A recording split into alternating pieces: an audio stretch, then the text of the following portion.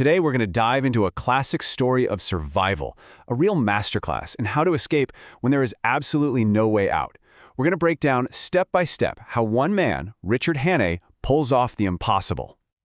So let me ask you this. How do you just vanish when you're totally exposed? Imagine you're being hunted, you've got nowhere to run, and there's nowhere to hide. What do? Well, this is a story all about quick thinking and making it up as you go under some of the most intense pressure you can imagine. Okay, so let's set the scene. Our guy, Richard Hannay, is on the run. His enemies are closing in from all sides, and he finds himself in this vast, open landscape that should feel like freedom, but for him, it's a cage. Just picture this. Hannay is stranded on a huge, empty Scottish moor. There are no trees to duck behind, no buildings, not even a crowd he can blend into. He is completely, totally exposed. Just one person in this massive landscape. And he just knows he's being watched. I mean, talk about a tactical nightmare. He's got an airplane spotting him from the sky. He's got guys closing in on foot from the north and the south. His bike? Yeah, that's at the bottom of a lake. The moor itself has zero cover, and as if that wasn't enough, he spots a car way off in the distance, which can only mean one thing: more enemies. He is completely and utterly boxed in. So here's the bottom line. The number one rule when you're on the run, find some cover and hide, is completely off the table for him. There's nothing. So he's got to invent a whole new playbook right here, right now, or it's game over. And just when it seems like all hope is lost, a little bit of luck appears. But here's the thing about luck. It's totally useless if you don't know what to do with it. Hannay has to be smart enough to see the opening and brave enough to take it. So he's walking along this road, and he literally stumbles upon a roadman, a guy named Alexander Turnbull. And it turns out this roadman is having a very, very bad day.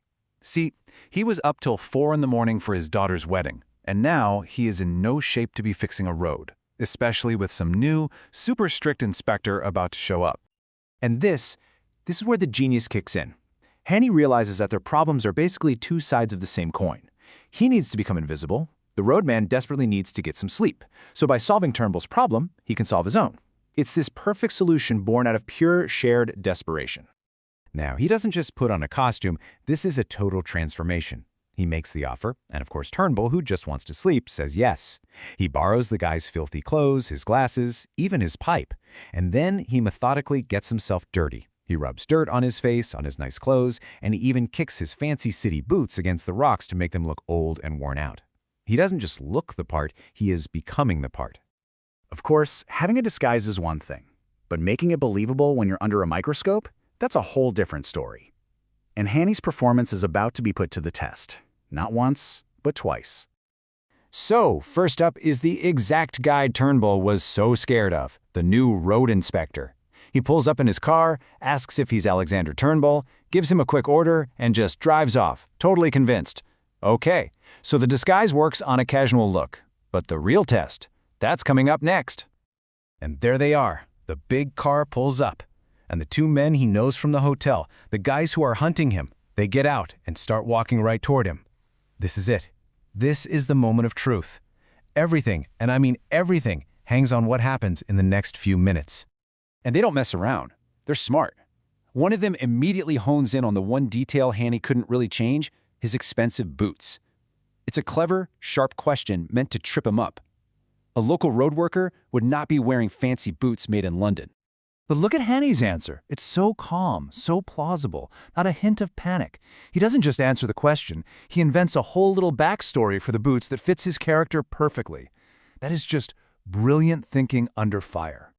And notice how he layers the whole performance. He's using the real roadman's Scottish accent. He uses the daughter's wedding as the perfect reason for why he wouldn't have seen anyone pass by. And he calmly denies seeing a man on foot or a bicycle, the very things he knows they're looking for. Every answer just builds this perfect, unshakable alibi. And it works. They totally buy it. They even toss him a cigar before they drive off. Hannay has passed the test. He has literally disappeared right in front of their eyes. But he's smart. He knows they'll be back, and this disguise has a pretty short shelf life. So the roadman trick was a brilliant move, but it was always just a temporary fix. It wasn't a real solution. Hannay knows he has to switch things up. He can't just hide anymore. He has to go on the offensive and create his own way out. As the day goes on, you can feel the pressure mounting. He can't just stand here mending this road forever. He needs a real escape. And then another opportunity just drives right up to him. And this one is incredibly risky, but also potentially brilliant. A car pulls up. And who's driving it? A guy named Marmaduke Jopley, this snob from Hanny's old life back in London that he can't stand. But right now, Jopley isn't just some annoying guy from the past. He's a getaway driver. He just doesn't know it yet. This is such an incredible flip. Hanny takes the very lie that has him on the run. The whole country thinks he's a murderer, right? Instead of denying it, he leans into it. He uses that fear to intimidate Jopley and get him to do what he wants. He's not just reacting to things anymore, he is taking control.